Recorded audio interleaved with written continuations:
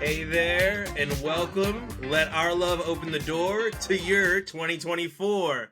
And where some use tomatoes and others use thumbs, we use the stuff that gets you drunk. I messed up again. What do you got there? Oh, we have What do you got there? Dogfish Head 60-minute IPA. It's one of the better beers, bud. That's Top 100, beer. perhaps. That's a solid beer. So, some would say the Harvard of beers. All right, so I've got a Coors Light again, still in the fridge from June. Some would say the community college of beers. Well, there goes the sponsor.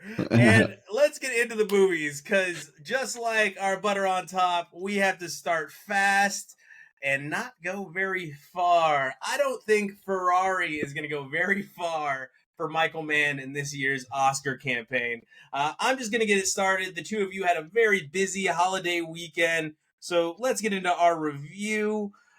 I saw much of this film as uninteresting and unnecessary. It was a lot of nothing, followed by more nothing, and then some more nothing.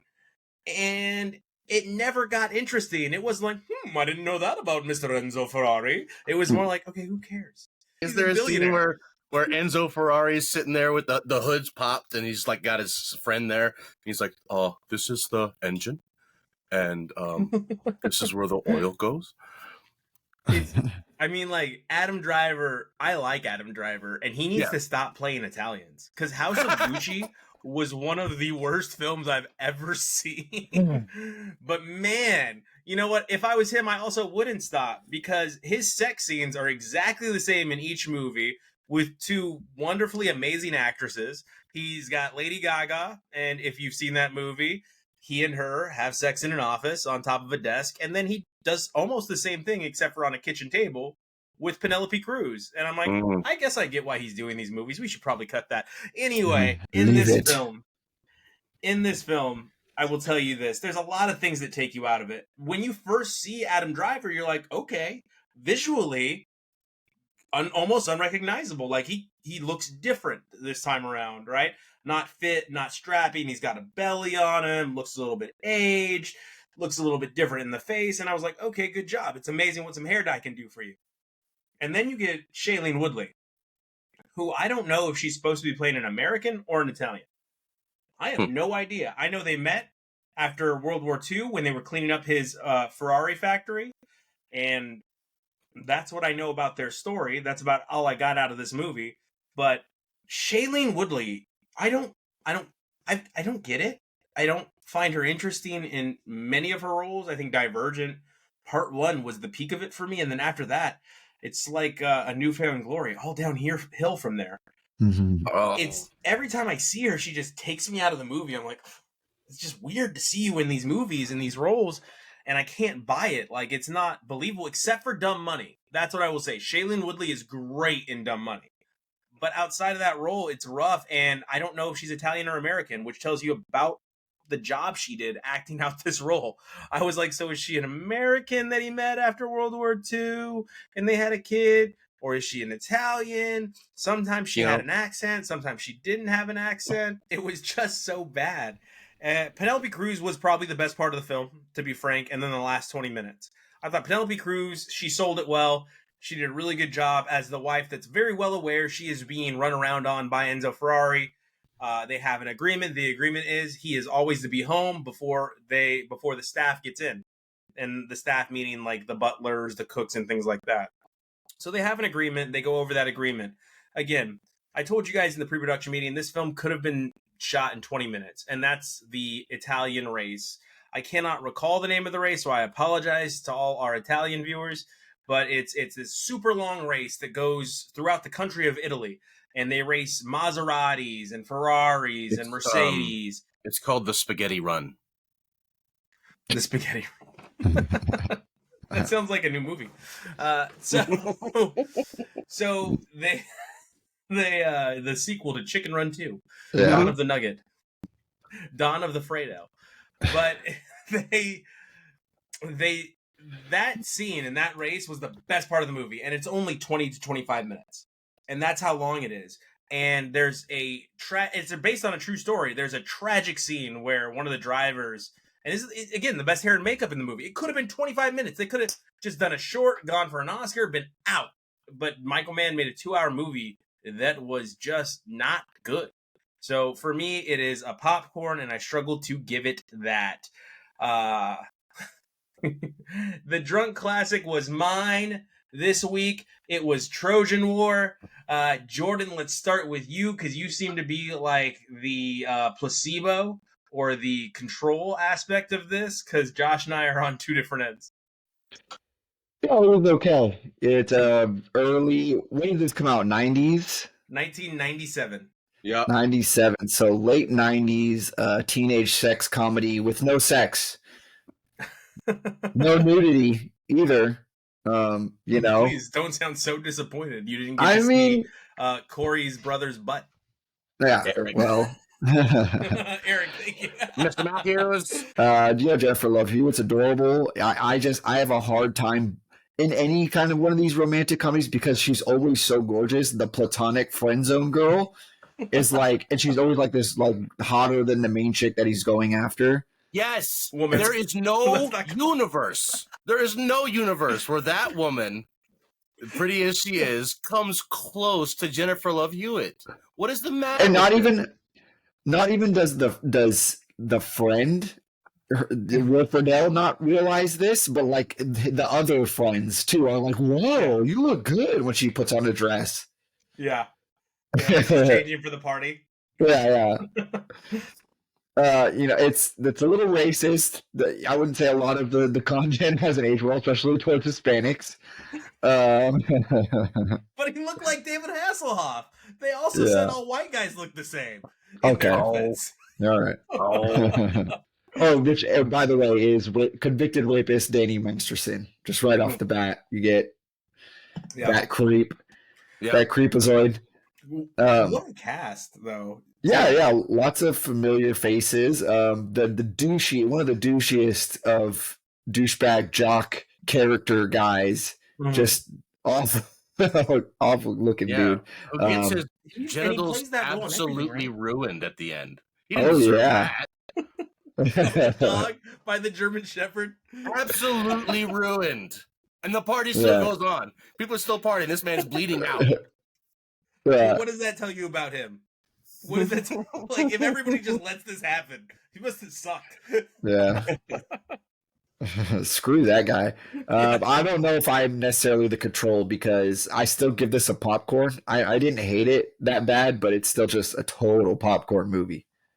I love that Anthony Michael Hall shows up. How about that? Does he really? Yeah, the bus driver. Oh, okay. I was like, I know that guy looks super, super familiar, but couldn't put my finger on it. All right, so popcorn for Jordan. Josh, what were you thinking? Poopy pee pee. Poopy pee pee. Man, I get it. You were, 12, 13? I get it. Probably 11. It's really easy to fall in love with the ingenue character. I get it. So we don't care that none of the scenes fit together properly. It doesn't matter. We're making dick jokes and condom jokes. It doesn't matter that he could just walk to the 7-Eleven and the movie's over. That doesn't matter. Also, why unlubricated? Why unlubricated? What's going on? It threw me off. Like it's really weird scenes in movies that you keep. I shouldn't still be thinking about this, but the moment he grabbed it, I was just like, "But why that one?" Yeah, like for real. I didn't make a lot of sounds. I didn't like this movie. Okay, so I didn't make a lot of sounds like laughing along with the jokes too much. But definitely when that scene happened and it showed non-lubricated, I went, yeah. I pointed that out too. Yeah. You didn't laugh at the dude with the toothpick? With the toothpick? No, sure didn't. What I did laugh at. That was funny. What I did laugh at the very end, at the party, the guy walks in, Eric Matthews, and then the guy comes down from the staircase and he goes, "Yeah!" And then that other guy throws him. I don't know why that was like the funniest thing to me. Yeah. I thought, Yeah. I'm that guy. I'm that guy at the party. I'm usually that guy. Um, it was weird. The Latin influence on this movie was strange. Uh, the the larger Hispanic woman likes to get with high school kids that are white. Is that What is that? No, Just likes dude. white dudes, man. Pepperonis, Young man. ones. Pepperonis. Pepperonis. Pepperonis, dude. The whole janitor thing, like, why is the janitor no kung fu? Where did this character come from? I haven't seen him before, and now we have this whole scene. Okay, it's a cartoon. The movie's a cartoon. It's about trying to find a condom. I just think, like, where's the connection? Jennifer Love Hewitt just says, as your best friend, I forbid this. And then, like, she says a couple more things with the word best friend in this sentence. And so we're just supposed to believe they're best friends since childhood?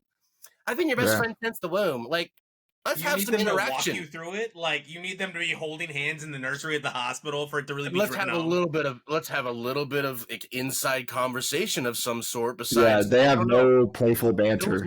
There was no connection whatsoever in the bedroom before he goes to tutor the girl.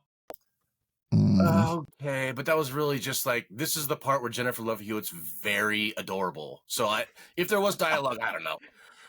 You mean the whole movie? Yeah, but then with her stupid dialogue, or with her stupid, like, I'm a bookish nerd type of statements. Like, I'm tired of this hedonistic amorality celebration or whatever. Like, why are you saying so many book words? I know what you're trying to do. Other movies have done it better. Like, it didn't fit. It just didn't fit. Like, I know what they were trying to do, but she didn't. She didn't land that. It showed me, Josh. Tell me. It showed me this shit is the same from the 97. What does Anthony Michael Hall say to him? You Gen X slackers always trying to get a free ride. What do we hear about Gen Z right now? All right. Yeah. And the same characters we see in movies that are portrayed as the bookish nerds, same exact dialogue as Jennifer Love Hewitt in this movie, where they just say hyper intelligent words, a very vast vocabulary. They go out. We haven't really evolved. Like, that character still exists. And I'll explain it in a review I have later. Sometimes the message is right, but the messenger sucks. The messenger sucks. Like, Daria can do that. She lands those lines. This character does not quite land it. That's not the point. It's not a movie you expect to be quality. It's a stupid movie. We all knew this going in. I'm just saying, we recognize the formula. There are so many other ones that nail the formula, and they are just barely hanging on. By one. The title is dumb. There's no war. Who's going to war? Yeah. It's a war to get the Trojan. A journey, an Odyssey. The Trojan Odyssey sounds better. Speaking of the Odyssey, that's another thing. My last thing is what I see a lot in movies and I always catch is, like, the passage of time. What's going on here? Like, he's going out for 5 minutes for some Trojans and it turns into 6 hours. Even, like, he goes to jail for a while, gets interrogated, and then he comes back and the party's still happening. Is it 5 a.m? What's happening? Anyway, one popcorn. One popcorn. Just so everybody knows, I gave it a poppin' one because I saw so much influence in this movie for other films. I thought it was actually funny. Like, if it was made today with today's actors, kids that were probably, I would say, 16 to 22 would go see that movie. Ooh, they would if it was made today with today's. I'm telling you right now, no hard feelings. We all went and saw American Pie. And then some of us, because we wanted to get so nostalgic, went and saw American Reunion. I'm just telling you, it was a funny movie. Like, there were funny scenes, like the janitor. Think about this. That dude's the Russian mob boss in every movie you've ever seen. Yeah. The guy that plays the janitor. That's and for no reason, there was some inside jokes, too. He goes, how dare you try to damage this publicly funded side of education, or whatever he says. That was a joke. Obviously, no one cares that much to defend what the government won't even defend. It was a joke. It was a play. And I'm so surprised you didn't get that. And I'm sorry that Josh is so sophisticated, and the movie didn't have enough of a twist for him. And if it had more of a twist, he might have been into it. You can do the Grinch, dude. but it's so funny because I knew you weren't gonna like it, but at the same time, I thought you could appreciate some of the nuances they throw into it, because it's all satire on society, and it's so funny that it blends so perfectly Is it with satire, satire bud? on society. Is it really What's that? satire? You're gonna accuse It this is. dumbass script of You attempting think this satire? movie took itself seriously? Of It's course very it nuanced. did. No, it did not. Whoever This wrote movie that in no way- screenplay did. I mean, all the actors knew that they were in the junker, but they got the paycheck anyway. I'll just say, I'm going to get you for this. Like, be ready. There'll be a movie that I pick. You haven't already? Mouth of Madness, Jacob's Ladder guy? Those are good movies. Like, Van Gogh was a pleasant surprise. They're good movies. All right. At least they anyway. I'm gonna get you. Mouth for of this Madness part. was pretty bad. Of course, it Mouth was of Madness bad. was But it terrible. was funny. That's what I'm saying. Of course it was bad, but it was funny. And it inspired wasn't so funny. much to come after it. Like I said, you can Does see Dude Where's My shades Car of- have a sequel? No. They better. You can see shades of what was I gonna say? Great, You could 50 see of them. shades of American Pie. You could see shades of She's All That. You could see shades Yeah, of I know. movies that followed it, right? And like you said, they did it better. But a pop and one, it was funny. Okay. Jordan, since you have a few that I reviewed last week, but I'd love to hear your take on them and have a little combo. What were you watching? Yeah, of course. Well, I started off watching I started off watching Big Mouth season 7. Binge watched that whole thing. I know you reviewed that. Mhm. I don't know what, a month ago, when it first dropped. Yeah. It's an easy watch. Oh yeah. It was good. I liked it. It's a good progression of the in and out kind of continuing storyline for the show. Great voice acting. All the guest actors and everyone that comes in is fantastic, especially Jeff Goldblum. He killed it in the episode. Actually, no, sorry. Sorry. I'm mixing that up. I'm also watching What If season 2. Sorry, not Jeff Goldblum, but yeah, no. Still, same thing applies. Great voice acting. Mostly good messaging in it, just as far as kind of the lessons they're trying to teach you about Jeff Goldblum boundaries. as the puberty monster. Dude, it'd be Now fantastic. I can't get that out of my head. Great. Nick Kroll, call him up. Call Jeff Goldblum. Let's get him on there. Call Jeff Goldblum. Let's talk about your adult habits. Ooh. Yeah. The show does what it's meant to do. It just makes you so damn uncomfortable at times watching it. I want more. I'm ready for the high school years. Popcorn in one. That's a good idea. You Is that didn't an find a lot of the illusion? jokes played out? Do they Sorry, what? Josh, go ahead. I'm sorry. Is there an allusion to high school coming up, like a sequel spinoff, something? Yeah. Or? The very first episode, it starts with the first episode starts with a musical number about how they're going to high school, but after this season. Yeah. You didn't find some of the jokes played out or repeated or just repetitive? Like, okay, we get it. Like, people go through puberty. Oh my god, teenagers have sex. Like, Yeah, sure, but it's still funny. I don't know. Poo poo pee pee dick jokes are funny. What was next? I watched Rebel Moon. Okay. And I had moderate expectations for this. Mm-hmm. I was actually really disappointed once it got to the what do you call it, the griffin bird animal guy riding around on it. I was like, no. I was super out of the movie. How could he even hold on? Yeah, I was super out of this movie. Just the effects of it were terrible. It throws him and smashes his head onto a rock, and then he just gets up and runs and chases it and jumps off a cliff and lands on it. Jordan, he's not a human. He's an alien. Yeah, he's he looks like it. There's nothing that indicates. I mean, other than the fact that they're obviously all in space, there's nothing that indicates that he is superhuman. Nothing. He's like some kind of native. Not even a being called Rebel Moon. Okay. I mean, he's alien to us, but like. Or a flying griffin, yeah. Driving home, and then it's maybe these people aren't. What are they supposed to do, Jordan? What are they like? Well, he shows up, first time you see him in the movie, he shows you his driver's license and it says Georgia. Just so you know, I'm a human. Yeah. America. Jordan, he literally has 90-pack abs. He does. Yes, he has his shirt off the entire time. Yeah. They're in space. He just doesn't get cold ever. Those nipples could cut glass though.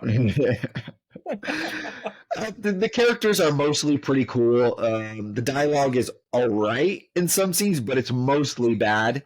There's an awesome scene where like the samurai lady fights this spider monster. That's pretty cool. That was a really highlight scene.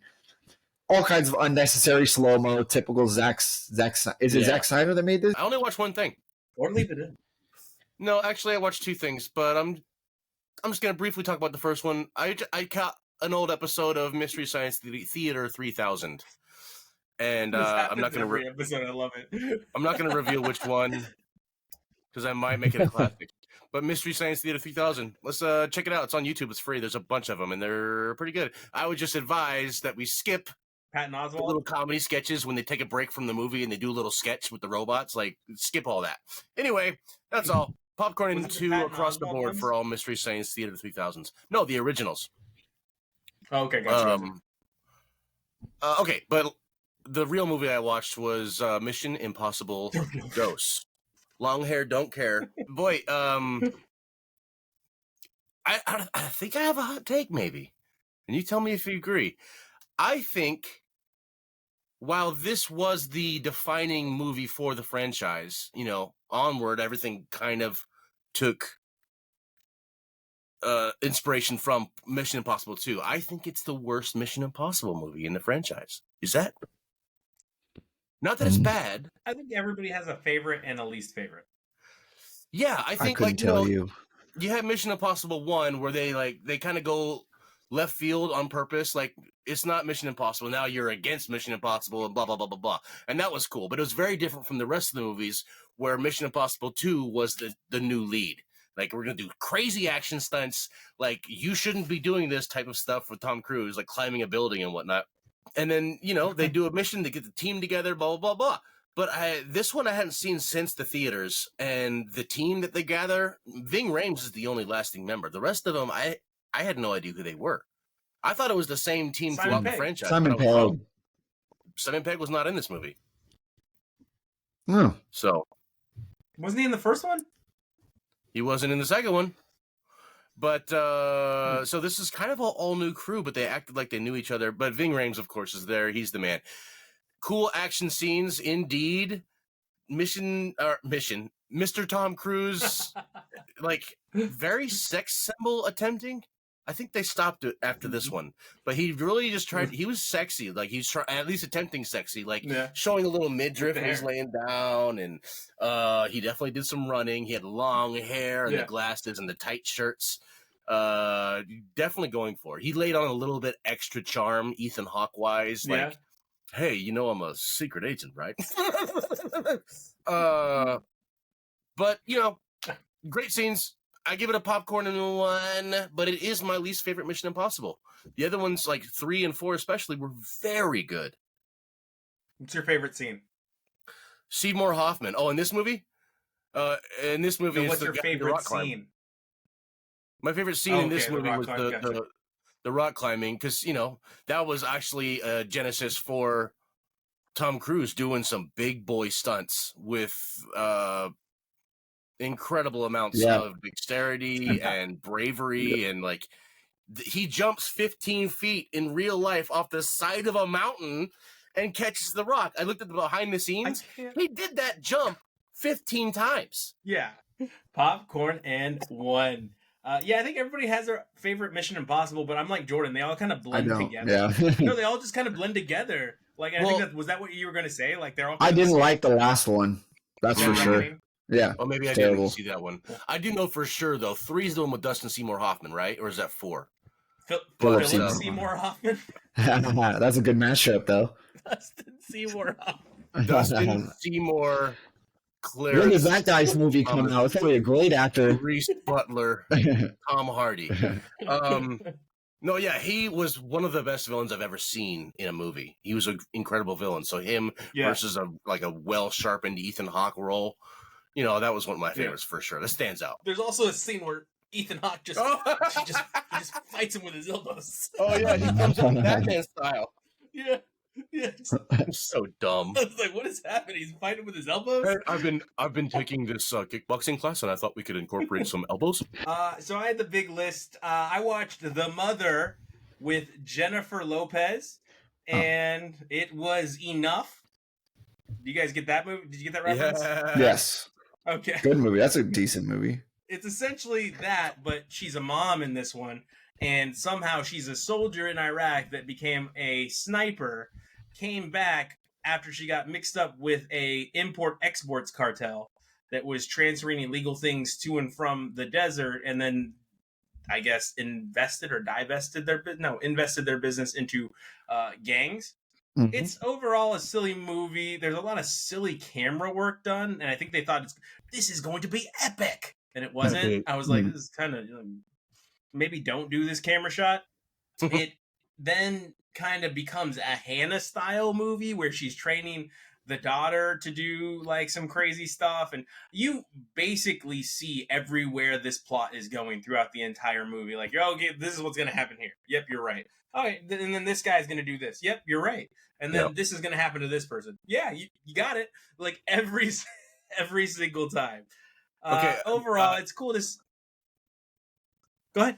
Sorry, dude. Since we're making predictions like the theme of the episode, can I ask, how far into the movie do you have a scene where she says something like, "Oh yeah, watch me"? It's similar. It's I'll have to do it myself. No, okay, yeah. It's one of those.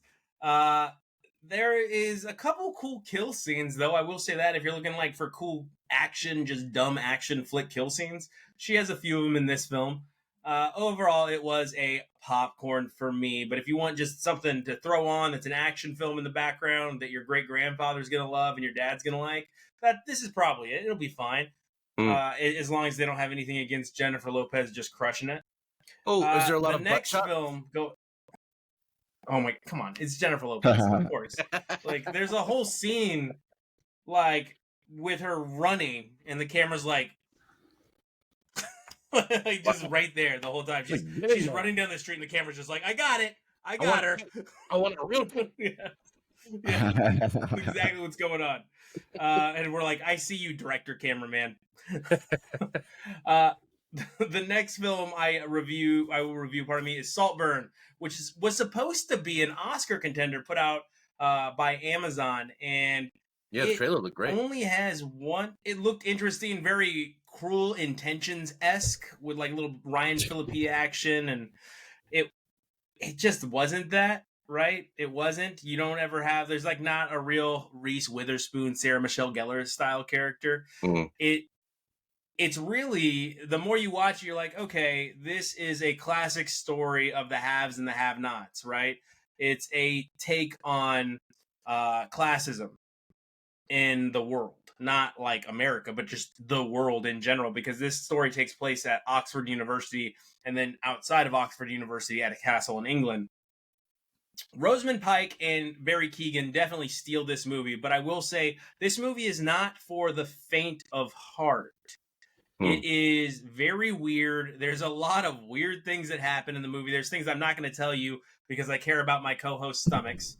And I went over in the pre-production meeting and it didn't sit well with them. No. But it's going for shock and awe, and Barry Keoghan probably deserves the nomination just for some of the stuff he does in this movie. There's a very weird scene, and I'll tell you about it right at the beginning. They're eating dinner at Oxford, and the kid is like, he's sitting across from, Barry Keoghan's character is sitting across from this guy, and he goes, I'm really good at math, but he says a British word for math, and he goes, go ahead, ask me one. And he goes, no, I believe you. You're probably good at math. And he goes, no, ask me an equation. And he goes, I don't want to. And he goes, hey! And like this crowded hall with all these people, and I'm like, that's how you announce yourself in college. Go ahead, Josh. What is the British word for math? I know it was a weird way to like say, ask me how to do an equation, and I can't recall what the word was. I didn't like write it down in my notes because I have a different quote written down. Show me how to do arithmetic. Yeah. No, it was a really weird word. I was like, Number calculator. I felt like I felt like I knew what he was saying the whole time. I was like, I feel like he's saying he's good at math. Like I kind of context clues it together, but it was a weird word he kept choosing to use. The other character in this movie that I thought did a very good job, or actor, was Rosamund Pike, but she's great in everything. So it's not really she can't fair. stop, like she's, bro. yeah, she's just great. She's a great actress, Mm. actor. Pardon me. There's a lot that I could tell you about it, but I think everything I could tell you about this movie will spoil it. So I've got to keep it tight. Overall, lots of shock and awe. Lots of stuff that you're like, let me suspend disbelief for a little bit. Lots of spying and eavesdropping and gossip and the walls have ears type stuff going on. Is there a painting with the eyeballs? Not that far, but just lots of cracked doors. Lots of cracked doors and peering through, eyes wide shut style. The quote I have is from Rosamund Pike, and it is, I have a complete and utter fear of ugly people. And then she goes on, thank God you're not ugly. I'm so glad you're good looking. It just makes me sick to my stomach, doesn't it, darling? I'm just like, yeah, it's a total story of classism and how shallow, like, they don't let you think, they don't draw it out. They hit you in the face with, these people are shallow. Like, right now, you're going to know how shallow these people are immediately. And they hit you with it. Overall, without spoiling it, I gave it a pop 1. And it's mainly because I think Barry Keoghan really, like, he got into this role, Heath Ledger Joker style. Like, he was believable as this weirdo, hyper smart, creepy liar con artist kid. And he and Rosamund Pike were the only redeeming qualities within this film. I give it a pop 1. Next movie I watched, The Family Plan on Apple TV with Mark Wahlberg. Yeah, it was like, okay, action. Oh God, what did I watch? Let's watch something funny. And it was it was The Family Plan with Mark Wahlberg, and it's just one of those movies. You know what's gonna happen, right? Former CIA super spy army guy, hiding from the band of mercenaries he used to run with, and now he's got this whole new identity with the family as a used car salesman. He's just really stoked about it. And then madness ensues. Hey, kids. Hey, it's me, your father. I'm gonna go kill some bad guys now, okay? Daddy's gonna go kill some bad guys. When does that line happen? And then, of course, the wife, you got to get this one. I don't even know who you are anymore. Oh, Mary. You get that. There is, they do have some fun with it. Like, they go for some raunchy humor in there. A lot of it is technology is bad. It will get you killed. If you throw your phones away, you can have some good family time like we used to in the 1950s. That's essentially the movie. Okay, well, the 90s at least. Like, you get the obligatory old school song. This one, it was Ice Ice Baby that Mark Wahlberg and his wife sing together to the kids. There is a funny scene where she is a pole vaulter, and at the towards the end of the movie, she has to pole vault to do something, to achieve something, and she goes to like get her mojo back, and she goes and the stick breaks. She smacks into the wall, and that actually made me laugh loud, just because of the gravity of the scene. I was like, all right, that was pretty funny. I gave it a pop 1 because it wasn't a terrible movie. It just, there's a scene where he's like, he's getting attacked, and he's wearing the baby, is it a baby Bjorn? Is that what it's called? Baby on the front? yeah. He's wearing that, and he's getting attacked. And he's like, dude, just let me get the baby off me first, you know? Hey, and he won't let me get this baby off me. And he's trying to like protect the baby, and I'm just like, this is crazy. This is a child services call. My wife's gonna kill me. It was a fine movie. Next, I reviewed Dave Chappelle's The Dreamer, and it was just, okay. They're just not funny anymore. Yeah. I don't get it. Like, he's getting a lot of George Carlin, dude. His vibe is getting George Carlin. Just angry guy. And basically he ends it with, hey, I know this is your dream. And he explains it really well. It's very well explained. And then he gets to the punchline of the joke. And the punchline of the story or the joke is, your dream, you're living your dream seeing me do comedy right now. And I was like, literally, my thought to that was, fuck. Chappelle's hanging out with Bobert and stuff. Like, why? What are you doing, bud? What's going on with this It was fella? so bad. Honestly, the only reason he's not insecure is because he has his money that he made. Oh, Everything else screams, I'm an insecure dude. Like, everything he does, like, look at all the stuff I have now. Look at how rich I... And I'm like, yeah, dude, you're not secure. You still feel like this stuff is who you are. And the comedy has suffered from it. He used to be funny, relatable, tell stories, well-crafted jokes. And he tells a bad joke, and it wasn't funny. And then he re-references it.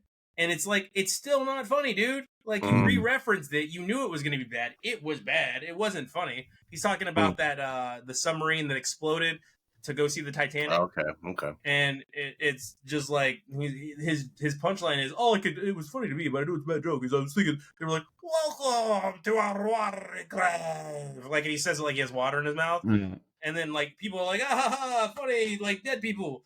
And I was like, it wasn't funny. Like, it wasn't even a funny take on that.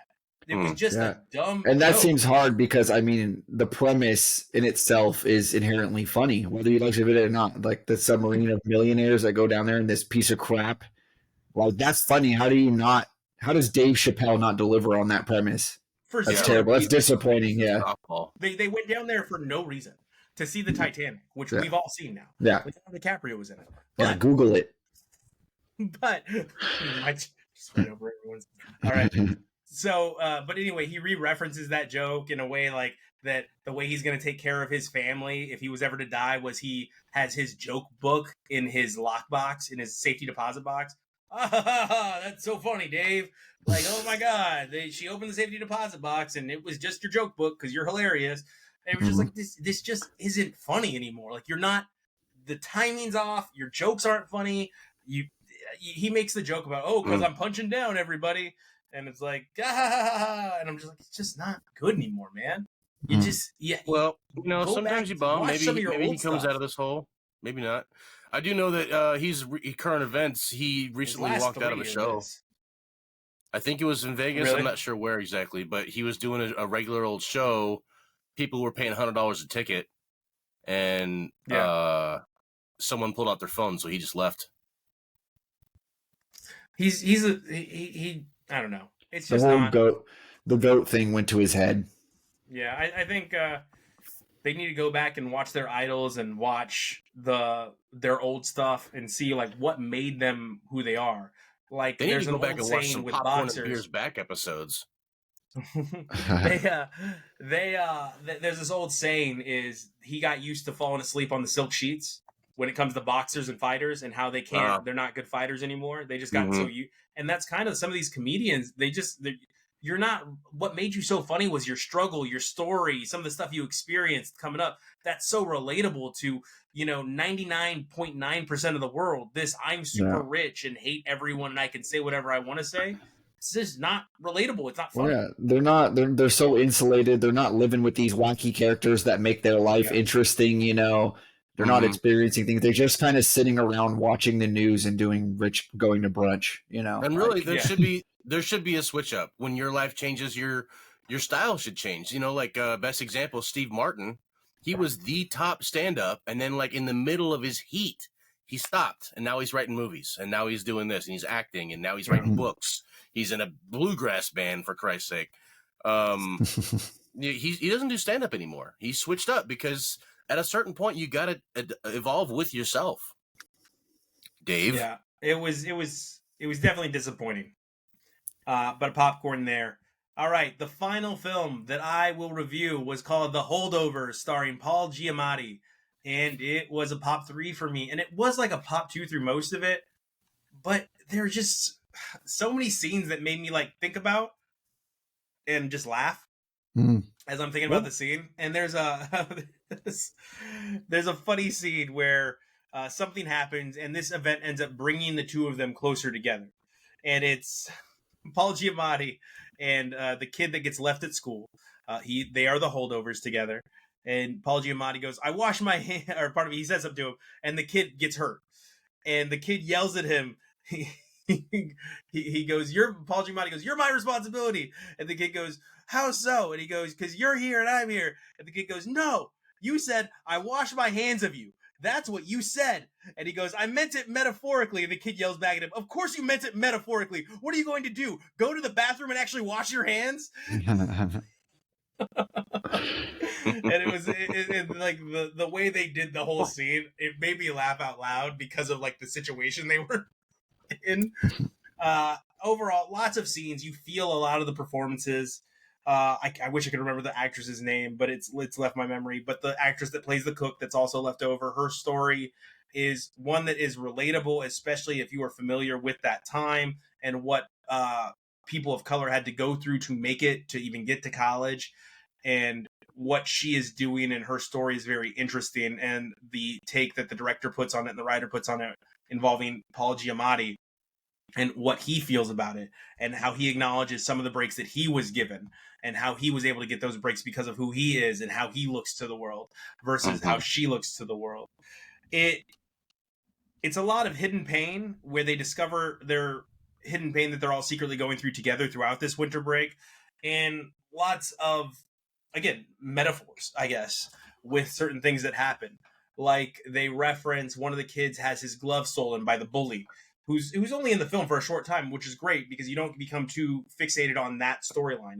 They cut it out pretty quickly. They said, hey, this is where we want your focus. We want your focus on these characters. These are the characters that the movie's about. But the bully takes the kid's glove and he throws it into the river and it floats away. The kid can't get it. And the other kid explains to him, he did that on purpose. He didn't take both gloves on purpose because it hurts that much more that you can only warm one of your hands. And I was like, that was pretty deep and well thought out. Paul Giamatti's character is so bad with humans, like not great with humans, that he gets each person Marcus Aurelius's Meditations as a Christmas gift. And the cook goes, well, you just hand these out to everybody? It's everybody's Christmas gift. But it is overall a solid movie. I think it's easy. It's a mellow watch. It's not super long. And most people will enjoy it. The hardest part is buying into the supporting actor as a high school kid. But outside of that, it's a fine movie. Yeah. He's definitely 27. Yeah, exactly. He's also like 6'9". So outside of that, though, a pop 3 for me. After I watched it, I was going to give it a pop 2, but I just kept thinking about it. I was like, there's a lot of scenes that were meaningful and you could remember and laugh at, and that's why I liked it. All right. Very nice. So that brings us to the point in the program where Jordan has to reveal what his drunk classic is. So Jordan, what is your drunk classic for the week? I'm taking a hard turn from your drunk classic. Okay. We're going with a dark religious comedy by Kevin Smith called Dogma. Dogma, yeah. Is this because we were talking about Kevin Smith last week? No, What'd you say, Josh? This has been on my list for a while. A lot. It's a great movie. Yeah, I've seen it quite a bit. That's right up there with Mallrats. All right. Next week, he'll give us Mallrats. All right, so Dogma is... I love Kevin Smith, though, so can't be mad at that. All right, Dogma is the drunk classic. And, of course, now we've got to do our butter on top, as always. And our butter on top this week is a Netflix flick that you can all join us in watching. January 4th, we see The Brother's Son. The Brother's Son. S-U-N, not S-O-N. Oh. All right. So, Jordan, where can they reach us? At Popcorn and Beer on X. On the X or the Twitter, whatever you call it, it's fine. We don't care what Elon thinks. You can reach us also at the TheSadFan Cast and the TheSadFan 12 on all the things. Please reach out to the YouTube channel, the TheSadFan Podcast Network. We will see you next week. You bring the popcorn, and we got the beers.